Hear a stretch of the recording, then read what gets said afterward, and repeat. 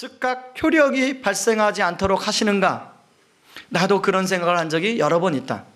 그리고 결코 나만 그렇게 생각하는 것도 아니다. 거의 모든 사람이 삶의 어느 순간에 이러한 질문을 던지게 된다. 아마 성도들 가운데서도 그런 질문쯤, 그런 생각쯤 한 번쯤 안 해보신 분이 없을 거라고 생각합니다. 마찬가지로 저 역시도 예전에 그런 생각을 또 많이 했고, 특별히 어려운 성도님들을 만나 신방할 때마다 그런 생각을 항상 하게 됩니다. 제가 지난주 화요일날 성탄 예배를 드리면서 이 넥타이와 관련된 에피소드에 대해서 말씀드리지 않았습니까? 그런데 예배가 끝나고 오후쯤에 그 자매님이 저한테 성탄 인사로 카톡으로 문자를 보냈습니다. 그래서 오랜만에 저도 자매님 어떻게 잘 지내십니까? 그렇게 문자를 보냈더니 이 자매님이 뭐라고 답장이 왔냐면, 저는 많은 우여곡절 속에 9월 말에 법적으로 남편과 정리를 했어요.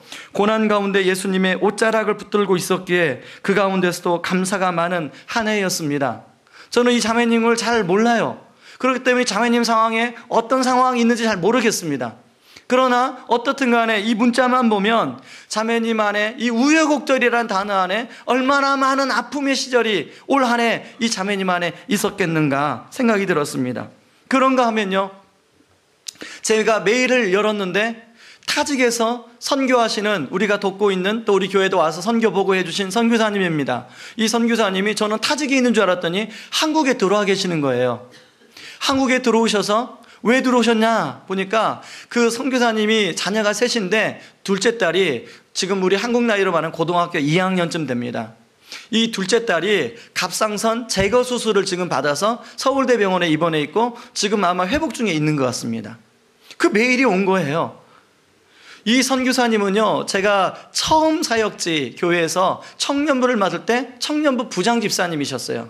그 당시에 건축설계 사무소를 운영하고 있고 그 당시에 건축학 박사과정을 공부하고 있는 아주 우리나라 엘리트 중에 엘리트였습니다. 그랬던 분이 어느 날 40이 딱 되시니까 자기 인생은 여기까지는 자기 일을 위해 살고 40부터는 주님을 위해 살겠다고 타직으로 가족들과 함께 떠났어요. 그런데 이 선교사님하고 제가 이렇게 대화를 나누는데, 목사님, 우리 예솔이가 나만 아니어서도 이런 고통을 안 당할 텐데 다 제 책임입니다. 여러분, 제가 그 예솔이라는 아이를 볼 때는 그 아주 이제 초등학교를 들어가기 입학하기 전에 그런 아주 예쁘장한 어린이였어요. 그런데 이 아이가 아빠를 따라서 이제 선교지에 가서 날씨가 다르고 또 문화가 다르고 기후가 다른, 같은 말이네요. 날씨가 다르고 문화가 다르고 음식이 다른 곳에 가다 보니까 이 아이가 갑상선에 문제가 생겼어요. 그래서 한국에 데려올 때마다 치료를 받고 침도 맞고 했는데 안 낫는 거예요. 그래서 약을 많이 복용했습니다. 그래도 안 되니까 이제 제거할 수밖에 없는 거예요. 갑상선을 제거하면 어떻게 되냐고 물어보니까 갑상선 약을, 조절해주는 약을 평생 먹어야 된다는 것입니다. 여러분, 저는 그런 얘기를 들을 때마다 우리가 그런 생각하지 않습니까? 고난은 하나님 모르는 사람, 그리고 좀 믿어도 대충 믿는 사람, 그런 사람만 좀 고난이 있고, 하나님 잘 믿고 이렇게 하나님 일을 하는 사람은 고난을 조금 이렇게 제해줘야 되는 거 아닌가, 그래야 공평한 거 아닌가, 이런 생각을 하게 되는데, 우리가 삶을 살다 보면 하나님을 믿는 사람이나 하나님을 안 믿는 사람이나 또 대충 믿는 사람이나 고난의 무게는 다 동일하다는 것입니다. 오늘 우리가 이제 룻기 드디어 마지막 본문을 보게 되는데요, 그동안에 우리가 룻기를 한 6번에 걸쳐서 살펴보면서 룻기에 나오는 등장인물들의 공통점이 뭐냐면 룻이나 보아스나 나오미나 베들레헴 사람들은 하나같이 시련이라는 그런 과정을 통과하고 있는 사람들이라는 것입니다. 룻을 보세요. 여러분, 룻은 그 기럝이라는 청년을 만나서 결혼을 했습니다. 당연히 결혼하니까 아이가 생길 거라고 기대하지 않았겠습니까? 그런데 기다려도 아이가 생기지 않는 거예요. 그런데 아이를 갖기 전에 남편이 먼저 세상을 떠났어요. 젊은 나이에 그 사랑하는 남편을 떠나보내니 얼마나 마음이 상실감이 걷겠습니까? 그런가 하면 오늘 본문에 나오는 이 보아스, 우리가 지난번에도 살펴봤던 보아스는요, 이거 나이가 많은 나이 한 중년 정도 되는 그런 남자분이라고 이렇게 성경은 기록하고 있는데, 성경학자들의 추론에 의하면 이분 역시나 젊은 날에 사랑하는 아내를 잃고 그 미련이 너무 커서 혼자 사는 그런 중년이라고 성경학자들은 추론하고 있습니다. 성경에 나오지 않지만 만약 그 얘기가 맞다면 이 보아스 역시도 그런 상실의 아픔을 겪었고 그 아픔 때문에 지금 고통 가운데 살아가고 있는 사람이에요. 그리고 오늘 본문에 나오는 베들레헴 사람들, 이 베들레헴 사람들은 지금 어떤 시대에 살고 있습니까? 사사시대입니다. 그런데 용기가 없어서 이 나오미의 가정처럼 떠나지 못했지, 그 흉년을 그대로 몸소 겪었던 사람들이에요. 그러니까 이 룻기에 나오는 모든 사람들은 아픔이 있는 사람들이에요. 그래서 오늘 본문에 이 나오미에 대해서 뭐라고 얘기하냐면, 나오미에 대해서 기업 물을 자가 없는 인생이다, 이렇게 이야기하고 있습니다. 여러분, 이 기업 물을 자가 없는 인생이란 말은 뭐냐면, 유대에서는 기업 물으다는 것은 기본적 사회 보장제도예요. 최소한의 사회 보장제도예요. 그런데 그런 최소한의 사회 보장제도마저도 누릴 수 없는 여인, 한많은 여인, 비운의 여인이죠. 그것도 사랑하는 남편도 잃고 자기 두 자식을 먼저 가슴에 묻어야만 되는 여인. 제 주변에 가까운 분이 사랑한 자녀를 먼저 2명을 하나로 보낸 분을 제가 알고 있기에 저는 간접적으로 그 고통이 얼마나 큰지를 지켜봤습니다. 저는 이 나오미와 같은 인생, 이 기업 물을 자가 없는 인생, 이 인생이 오늘날 어떻게 우리 시대에 좀 적용해 볼 수 있을까 생각하다가 제가 어느 자료에 보니까요, 지난 한 해 신용 1등급, 2등급이었던 분들 중에 12,000명이나 신용 불량자가 되었다는 것입니다. 그러므로 기업 물을 자가 없는 이 나오미는 현대를 살아가는 우리들의 아버지의 자화상이고 우리의 이웃들의 모습입니다. 그래서 룻기 1장에 보면 나오미가 뭐라고 합니까? 베들레헴으로 돌아오는 나오미를 향해서 그 베들레헴에 살았던 여인들이 나오미를 뭐라고 하냐면, 네가 정말 나오미냐? 네가 처음에 그 모압 땅을 향해서 꿈을 가지고 떠났던 나오미냐? 지금으로 말하면 미국 이민이죠. 미국 이민을 갈 때 꿈을 가지고 아메리칸 드림을 가지고 이민을 가지 않습니까? 근데 돌아올 때는, 떠날 때는 남편과 아들 둘을 데리고 떠났는데 돌아올 때는 혼자 돌아오는 거예요. 네가 나오미냐 하니까 나오미라는 뜻은 기쁨이라는 뜻이거든요. 아닙니다. 아니다. 나를 나오미라고 부르지 말라. 나를 마라라고 불러라. 마라는 고통이라는 뜻입니다. 그리고 뭐라고 자신의 인생을 그렇게 한탄스럽게 이야기하냐면, 룻기 1장 20절 21절에 보면 나오미가 그들에게 이르되 나를 나오미라 부르지 말고 나를 마라라 부르라. 이는 전능자가 나를 심히 괴롭게 하셨음이니라. 내가 풍족하게 나갔더니 여호와께서 내게 비어 돌아오게 하셨느니라. 여호와께서 나를 징벌하셨고 전능자가 나를 괴롭게 하셨거늘 너희가 어찌 나를 나오미라 부르느냐 하니라. 이런 절망의 노래를 부를 수밖에 없던 나오미가 오늘 룻기 4장 마지막에 보니까 희망 노래의 주인공이 되고 있더라는 것입니다. 룻기 4장 14절 말씀 같이 한번 읽습니다. 시작. 여인들이 나오미에게 이르되 찬송할지로다. 여호와께서 오늘 내게 기업 물을 자가 없게 하지 아니하셨도다. 이 아이의 이름이 이스라엘 중에 유명하게 되기를 원하노라. 15절. 이는 내 생명의 회복자이며 내 노년의 봉양자라. 곧 너를 사랑하며 7 아들보다 귀한 내 며느리가 낳은 자로다 하니라. 기업 물을 자가 없는 인생이었던 나오미의 인생에 하나님은 기업 물을 자를 허락하시고 나오미를 비아냥거렸던 여인들의 입술을 통해서 나오미에게 희망 노래를 불러주고 있습니다. 여기서 아들은 룻이 나왔는데 성경은 나오미가 나왔다고 얘기하고, 나오미의 인생은 더 이상 텅 비어버린 인생이 아니라 꽉 찬 인생으로 비춰지고 있습니다. 지난번에도 말씀을 드렸지만 제 인생 가운데 흑암 같은 그런 때가 있었습니다. 그때 제가 룻기를 만났는데, 룻기를 읽으면서 어떤 마음의 소원이 있었냐면, 하나님, 저도 이런 희망 노래의 주인공이 될 수 있을까요? 그런데 그때는 될 수 없을 것 같아요. 그러나 룻기를 읽으면서 또 여러 번 읽으면서 제 안에 소망이 생겼어요. 그래, 너도 희망 노래의 주인공이 될 수 있다. 이런 음성이 들려지기 시작하는 거예요. 저는 이제 지금 시간이 많이 흘러서 제 인생을 돌아보니까 하나님은 점점점 희망 노래의 주인공으로 저를 빚어가시는 것 같아요. 더 이상 그런 기도를 하지 않습니다. 하나님이 그냥 저를 빚어가시는 것 같아요. 그런데 이제 제 기도가 어떻게 바뀌었냐면, 하나님, 저를 그렇게 흑암 같은 인생 속에서 저를 희망 노래의 주인공으로 하나님 초청해 주셨는데 왜이죠? 왜 초청해 주셨죠? 그런 질문과 기도 가운데 이제는 네가 만나는 그 영혼들의 인생 속에서도 희망 노래의 주인공이 되어야 되지 않겠는가?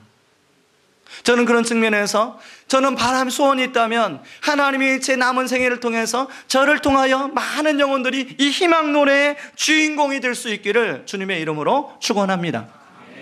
그렇다면 어떻게, 누가 희망 노래의 주인공이 될 수 있을까요? 첫 번째는 방향 전환을 할 줄 아는 인생. 여러분, 나오미는 원래 베들레헴 사람이었습니다. 그런데 정말로 먹고 살 것이 없어서 모압 땅으로 이민을 갔어요.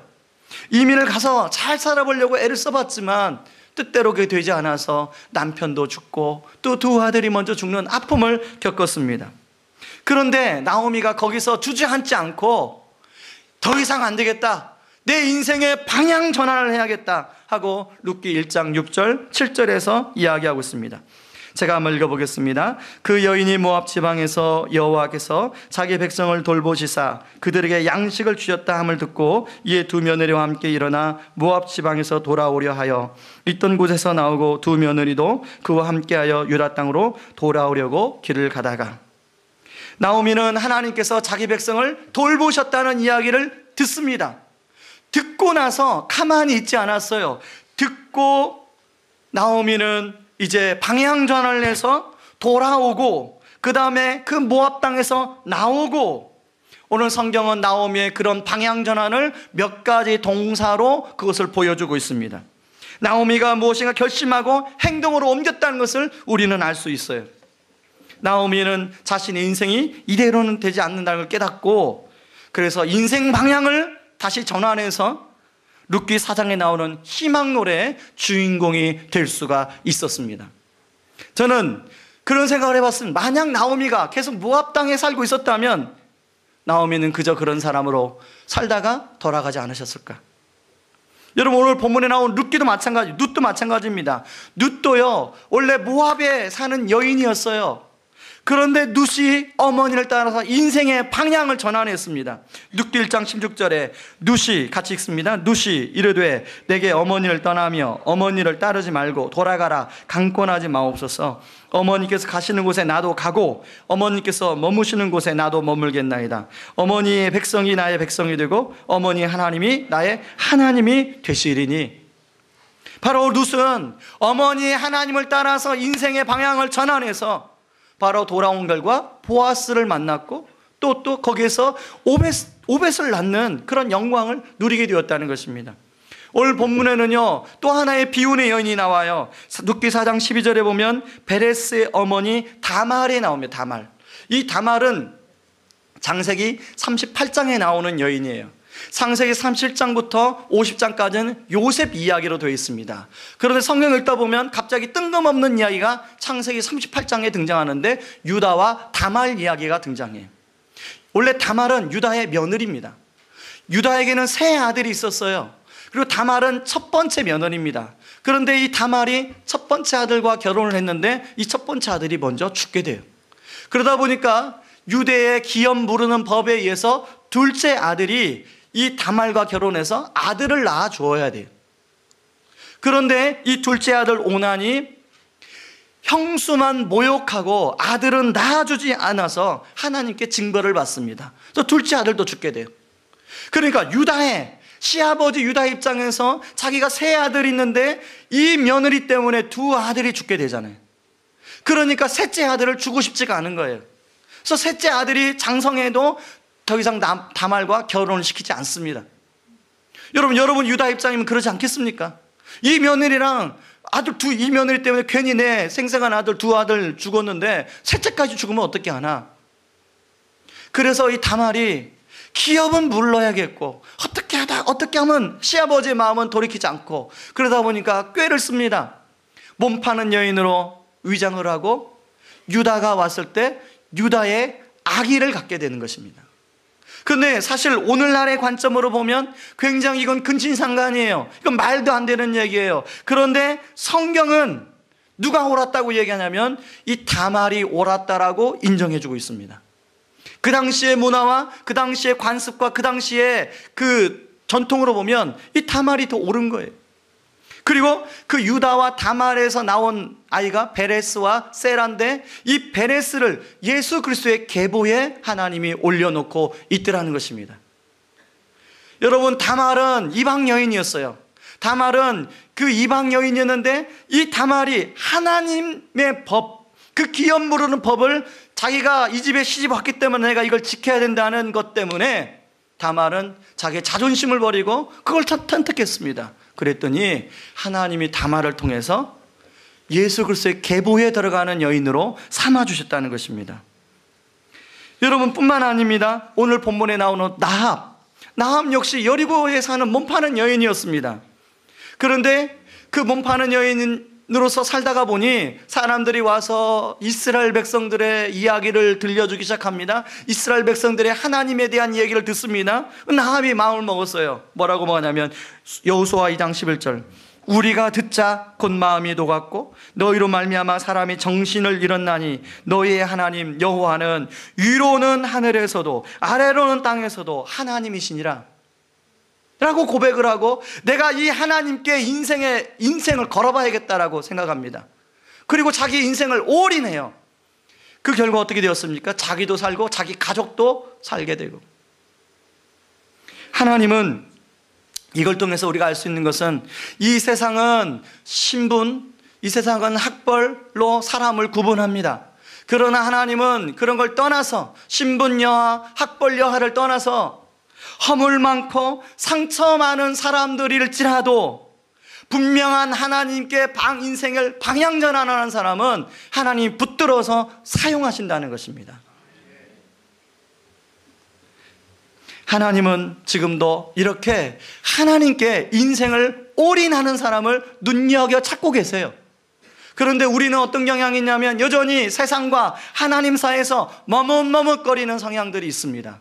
여러분, 2012년을 한번 돌아보십시오. 2012년에 내가 하나님과 세상 사이에서 하나님께 정말 올인했는가? 아니면 하나님과 세상 사이에서 머뭇머뭇거렸는가? 여러분, 하물며 조그만 구멍가게를 오픈해도 그 구멍가게를 살리기 위해서는 올인해야만이 그 구멍가게를 살릴 수가 있어요. 그런데 전능하신 하나님을 내가 믿고자 내 인생을 한번 여기다가 결단했는데 이걸까 왔다 갔다 하면 아무것도 되지 않습니다. 하나님께 여러분의 인생을 확실히 방향을 전환하면, 여러분의 인생을 확실히 걸면 하나님도 여러분의 인생을 책임져 주십니다. 근데 여러분이 대충 걸면 하나님도 여러분을 대충 그렇게 대하십니다. 여러분은 어떻게 선택하시겠습니까? 저는 여러분의 인생에 확실한 방향 전환을 함으로 말미암아 하나님이 여러분의 인생을 희망 노래를 부를 수 있는 주인공으로 삼아 주시기를 주님의 이름으로 축원합니다. 두 번째는 어떻게 누가 희망 노래를 부를 수 있는가? 발코니 위에서 바라볼 수 있는 사람이 희망 노래를 부를 수 있다는 것입니다. 아까 그 책 고난이 묻다 신학이 답하다는 책에 보면 발코니와 길 위에 서 있는 나그네 이야기가 나옵니다. 길 위에 서 있는 나그네는 언덕 너머가 보이지 않습니다. 그렇기 때문에 어떤 좀 힘든 일이 오면 그냥 주저앉을 수가 있어요. 그런데 높은 발코니에 서 있는 사람은 멀리 볼 수가 있어요. 언덕 너머에 이제 오아시스가 기다리고 있고 조금만 이겨내면 오아시스에 가서 저 시원한 물을 마실 수 있다는 걸 알고 있어요. 그러니까 지금의 어려움을 잘 참고 이겨냅니다. 여러분들은 지금 높은 발코니 위에 있습니까? 아니면 길 위에 서 있는 나그네입니까? 룻기 1장, 2장, 3장에 나온 나오미는 길 위에 서 있는 나그네예요. 한치 앞을 내다볼 수가 없어요. 그저 하루하루 살아가는 것이 낙입니다. 룻이 그 주워온 그 이삭을 먹고 하루 연명하는 게 그 나오미의 인생이었습니다. 그러다 보니까 나오미의 인생 안에 염려와 걱정과 근심이 늘 있는 거죠. 만약 나오미가 룻기 1장에서 그 발코니에 서서 자기의 인생을 내려다볼 수 있었다면, 룻기 4장에서 일하시는 하나님을 볼 수 있었다면, 나오미는 룻기 1장에서 그렇게 하나님께 그렇게 원망하지 않았을 것입니다. 우리는 늘 길 위에서 언덕 넘어가 보이지 않는 좌충우돌하는 그런 인생이라면, 우리 하나님은 저 발코니에 서서 우리 인생 전체를 보고 계십니다. 그리고 우리에게 뭐라고 초청하시냐면, 너희들도 이 발코니에 올라와서 나랑 같이 너의 인생을 같이 보지 않겠니? 라고 하시면서 무엇을 선물로 줬냐면, 말씀이란 도구를 우리에게 선물로 주셨습니다. 그래서 하나님의 약속의 말씀을 가지고 우리가 이 말씀을 가지고 보게 되면 우리의 인생 너머에 있는 하나님의 소망의 답을 알 수가 있어요. 전 지금도 2010년 10월 26일, 11월 26일을 두 날을 잊을 수가 없습니다. 제가 이제 교회를 개척하라고 저한테 말씀을 듣고 1년 내내 교회 장소를 찾았습니다. 그러다가 여름에 안식월을 맞이해서 이제 어디가 좋을까 본격적으로 돌아다니기 시작하다가 남양주에 있는 한 학교가 강당이 제 마음에 들어왔어요. 왜냐하면 학교 강당을 보니까 학교 강당이 꼭 교회처럼 생겼어요. 행정실장을 만났습니다. 학교 강당이 참 희한합니다. 그랬더니 행정실장이 하신 말씀이, 목사님, 그거 우리 교회 설계도 가지고 와서 그냥 지었습니다. 여러분, 제가 학교 강당을 많이 돌아다녔는데 교회처럼 지은 강당 하나도 없습니다. 그 순간, 야, 저 강당을 하나님이 나한테 주시려고 그러시나 보다. 그러고 기도하기 시작했습니다.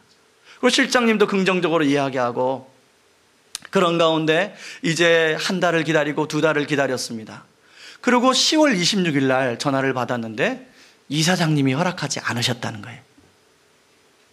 저는 굉장히 기도하면서 확신을 하고, 또 많은 사람들 기도 부탁하고, 또 그분들도 목사님 그쪽으로 하나님 인도해 주실 것입니다 라고 하는 여러 말을 들었는데 결과는 아닌 거예요.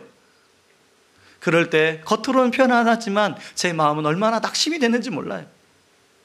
그래서 이제 더 이상 학교는 갈 수 없다, 상가를 가야겠다. 온갖 상가를 다 돌아다녀 보고, 아무리 가도 잘 개척할 만한 장소가 보이지 않는 가운데 11월 26일 날 제가 아는 성도님을 통해서 연락이 왔어요. 우성고등학교가 있는데 거기 이사장님이 허락을 했습니다. 그런데요, 저는 그 말이 믿기지가 않는 거예요. 왜냐하면 학교는 쉽게 허락되는 곳이 아니에요. 왜냐하면 제가 그 전에 여러 학교를 트라이를 해봤기 때문에 그걸 너무 잘 알아요. 근데 전화 한 통 와서 이사장님이 허락했습니다. 그 말이 믿어지겠습니까? 믿어지지가 않죠. 그런데 제가 그런 가운데서 그 10월 26일 날 그렇게 낙심한 가운데서 하나님이 저에게 오래전부터 약속의 말씀으로 주셨던 말씀이 있어요. 그게 바로 마가복음 말씀이었습니다. 우리 마가복음 14장 말씀을 한번 보여주시기 바랍니다. 마가복음 14장 12절 16절 말씀이었어요. 마가복음 14장 12절에 보니까 6월절 음식을 잡수시게 준비하기를 원하시나이까? 이게 제 질문이죠. 하나님 앞에. 하나님이 교회 개척을 했는데 6월절 음식을 성도들에게 어디서 베풀어야 합니까? 그랬더니 그 성경에 보니까 물 한 동이를 지고 가는 사람을 만나라. 그를 따라가면 그 집주인이 자리를 펴고 준비한 큰 다락방을 보여줄 것이다. 저는 이 약속을 믿었어요. 그래서 하나님께 어떻게 기도했냐, 하나님, 물동이 지고 가는 사람을 보여주면 제가 따라가겠습니다. 그런데 저에게 연락 주셨던 그 성도님이 저한테 찾아와서, 목사님, 제가 물동이 지고 간 사람이 되겠습니다라고 말을 했거든요. 그런데 제가 또 사람을 의지하면 안 된다는 걸 생각에 그분을 의지하지 않으려고 제 나름대로는 그랬는데, 하나님 결국은 그분을 통해서 큰 다락방을 하나님이 예배해 주셨습니다. 여러분이 지금 예배 드리고 있는 이곳에서 2010년 3월까지 다른 교회가 예배를 드리고 있었어요. 근데 그 교회가 이 동네 교회였는데 어르신들이 많아서 다른 데로 옮기셨어요. 만약 그 교회가 계속 예배 드렸으면 우리는 예배 드릴 수가 없죠. 하나님은 넓은 주차장도 우리에게 허락하시고, 또 이제 정말 성도님들이 많아지면 체육관에서 예배 드릴 수 있도록 그렇게 해주셨습니다. 만약에 그때 저는요, 그런 장소가 보이지 않을 때 얼마나 그만 포기하려고, 개척을 포기하려고 이찬수 목사님 찾아갔는지 몰라요. 목사님, 저 개척 못하겠습니다. 아무래도 목사님이 저를 잘못 선택한 것 같습니다. 다시 한번 생각해 보시죠. 반납하면 안 되겠습니까? 만약에 반납하고 안 했더라면 여러분을 못 만났죠. 그죠? 어제 저녁에, 어제 아침입니다. 한 성도님이 제 방에 찾아오셨어요. 목사님, 우리 가정이 의왕 우리 교회 온 지가 한 6개월 정도 되는데 하나님, 우리 가정 안에 변화가 일어나고 있습니다. 저도 변화가 있고 우리 아내도 변화가 있고 무엇보다도 우리 막내랑 저랑 관계가 별로 안 좋았는데 우리 막내와 제 관계가 회복되고 있습니다. 그리고 이런 이야기를 함께 가정에서 나누고 있습니다. 목사님, 고맙습니다. 감사합니다. 만약에 제가 그때 포기했더라면 그런 가정의 회복이 없잖아요. 저는 지난 목요일 날 우리 이제 새로 오시는 교역자들과 함께 하루 종일 교역자 전략회의를 했습니다. 교역자 전략회의를 하는데 2013년이 너무 기대가 되는 거예요. 왜냐하면 우리 같이 부족한 사람들을 모아놓고 이렇게 전략회의를 하실게 할 때는 뭔가 뜻이 있겠다. 2013년에 하나님이 하실 일이 있어서 우리 이렇게 모아서 회의하지 않겠냐? 여러 가지를 논의하는데 우리 교역자들이 다 흥분을 하는 거예요. 목사님, 2014년 빨리 첫 예배가 시작됐으면 좋겠습니다. 저는 그런 생각이 들었습니다. 2013년에 또 얼마나 많은 가정을 통해서 하나님이 회복의 은혜를 주실까 기대가 됩니다. 그런 은혜를 여러분들이 다 누리기를 주님의 이름으로 축원합니다.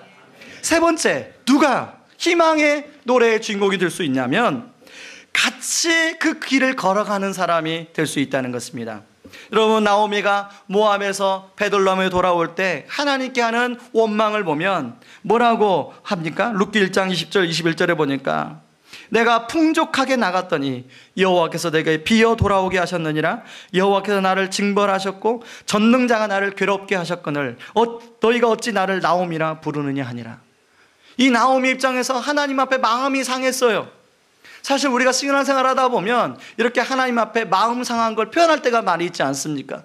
특별히 신앙이 좋을수록 그렇게 표현할 때가 많아요. 왜냐하면 모든 게 내 뜻대로 되는 게 아니기 때문에. 하나님, 왜 이 문제는 해결이 안 돼요? 하나님, 누구는 도와주고 왜 저는 기도응답을 안 해주세요? 그렇게 우리가 원망할 때가 많이 있지 않았습니까? 그런데요, 우리가 그런 하나님에 대한 서운함을 표현할 때도 하나님의 살아계심을 우리는 느끼지 못하지만 여전히 하나님은 우리 눈에 보이지 않지만 일하셨다는 것입니다. 룻기는 하나님이 직접 개입하지 않으시지만 나오미 인생 곳곳에 보이지 않는 하나님의 손길이 역사하셨음을 보여주고 있어요. 룻기 2장 1절이 그 예 중에 하나입니다. 룻기 2장 1절에 이제 나오미가 베들레헴으로 돌아왔어요. 어떻게 먹고 살아야 할지 모르는 암담한 현실입니다. 근데 2장 1절에 뭐라고 얘기하냐면 나오미의 남편 엘리멜렉의 친족 중에 유력한 자가 친족으로 있으니 그의 이름은 보아스더라. 보아스에 대한 소개를 하고 있으면서 희망을 여기서 보여주고 있는 거예요. 룻기 4장 14절은 여인들이 나오미에게 이르되 찬송할지로다 여호와께서 오늘 내게 기업 물을 자가 없게 하지 아니하셨도다. 너의 인생, 네가 하나님의 인도하심을 못 누렸지만 너의 인생 가운데 보이지 않는 손길 가운데 하나님께서 너의 인생을 이끄시고 기업 물을 자가 없도록 만들어 주셨다고 이야기하고 있는 것입니다. 여러분, 우리가 잘 아는 모래의 발자국 이야기 알지 않습니까? 모래의 발자국 이야기는 어떤 이야기냐면 어떤 사람이 이제 그 모래 위를 걸어가는데 처음에는 발자국이 2개였는데 가만히 보니까 나중에 하나예요. 돌아보니까 그 하나에, 그래서 하나님, 왜 힘들 때 발자국 하나만 나만 걷게 하십니까? 라고 하는데 나중에 하나님이 뭐라고 말씀하시는지는 동영상을 통해서 보시기 바랍니다.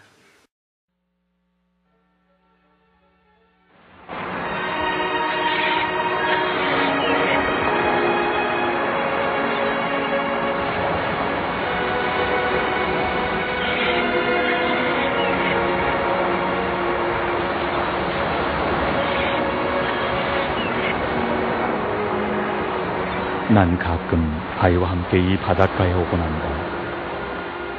그리고 이 빛나는 모래사장을 따라 걷기를 좋아한다. 아이도 나와 함께 걷는 것이 무척이나 즐거운 모양이다. 이곳에 오면 늘 오래전 그날이 떠오른다. 오늘처럼 눈부신 해가 넘실거리는 수평선 위에 드리워져 있던 바로 그날. 넓은 바닷가 한켠에 부서진 배 한 척 같은 사람. 그게 바로 내 모습이었다. 내 눈은 그 어느 곳에도 머물지 못하고 허공을 맴돌 뿐. 나는 그렇게 아름다운 풍경 속에 전혀 어울리지 않는 모습 그대로였다. 때때로 사람들의 얘기가 들려왔다. 어떤 사람들은 붉게 물든 하늘을 가리키며 희망을 노래했다. 나는 속으로 코웃음을 쳤다. 희망? 그런 것은 없어. 저 빛나는 태양이 내게는 없어. 짜고 따가운 눈물이 콧잔등과 술병을 타고 흘렀다. 그날도 그렇게 잠에 들었다. 내일에 대한 아무런 희망도 없이.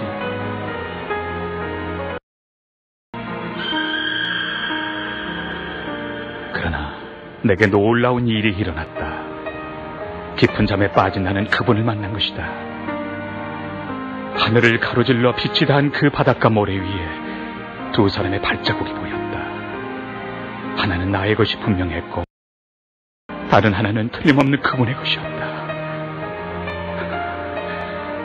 바라만 보아도 힘이 되는 발자국.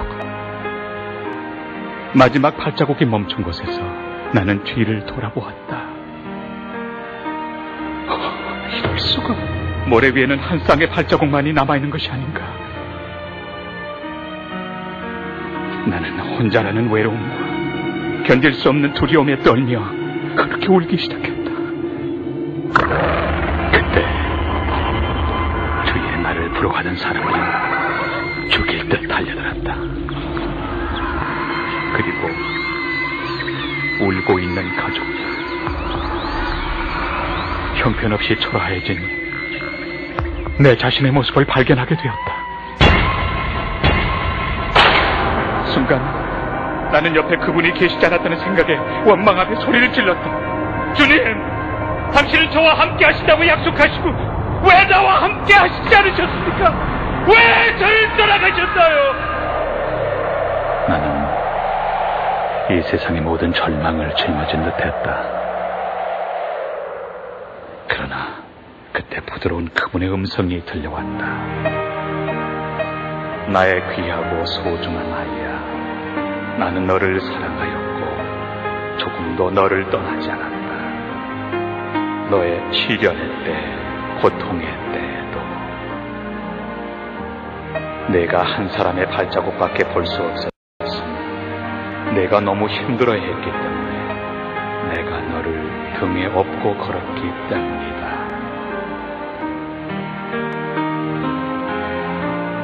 알갛게 물든 내 양볼에도 기쁨이, 희망이 솟아났다. 나는 그날을 잊을 수가 없다. 내 인생을 바꾼 그날을.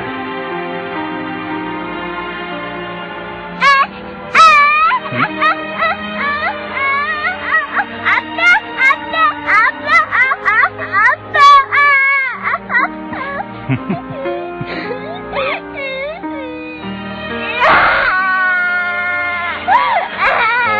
많이 아프니? 아빠가 했잖아. 괜찮아. 자, 업혀라. 옳지, 옳지, 우리 착한 아이. 아빠하고 가니까 좋지?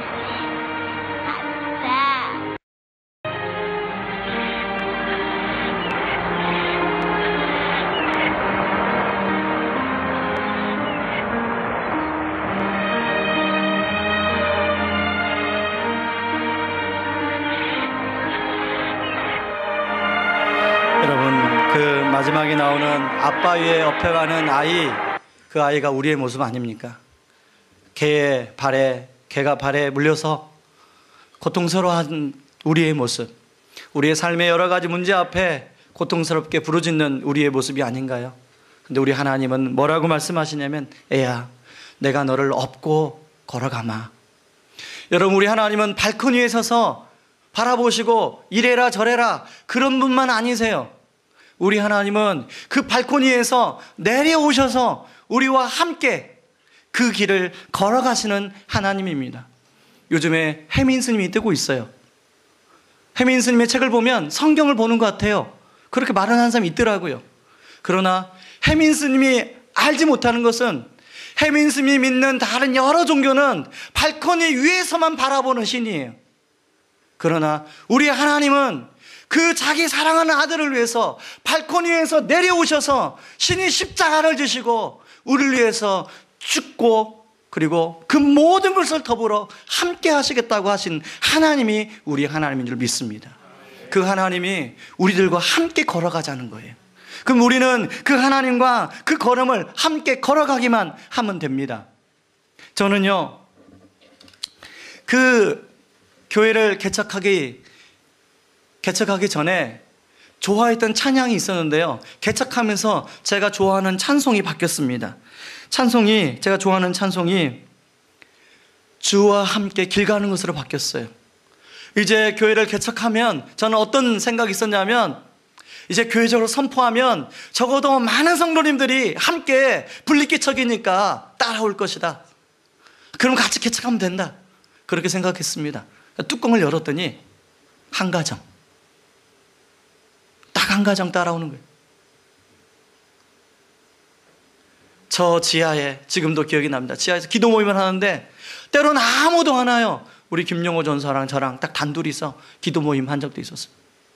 교회를 개척해야 되는데 얼마나 두려움이 몰려오는지. 그때 불렀던 찬양입니다. 주와 함께 길 가는 것.